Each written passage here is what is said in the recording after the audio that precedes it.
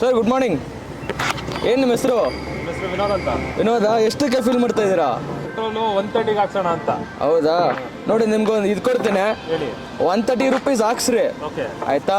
Plus ನಮ್ಮ ಕಡೆಯಿಂದ okay 200 ರೂಪಾಯಿ ಎಕ್ಸ್ಟ್ರಾ ಹಾಕ್ಸ್ತೇನೆ. 200 ರೂಪಾಯಿ. ಹಾ, ಓಕೆ ಅದೊಂದು ಆಪ್ಷನ್ ಇದೆ.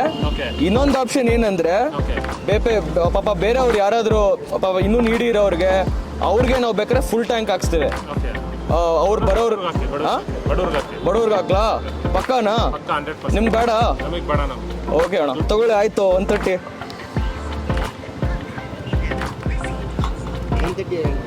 ಆಯ್ತು. 633 ಆಗಿದೆ. 130 ಅಣ್ಣ, ಏನಣ್ಣ ನಮ್ ಕಾಣಿಸ್ತೈತೆ? 633 ಇದೆ. ನೋಡೋಣ, ನೀವು ತುಂಬಾ ಒಳ್ಳೆ ಮನ್ಸು.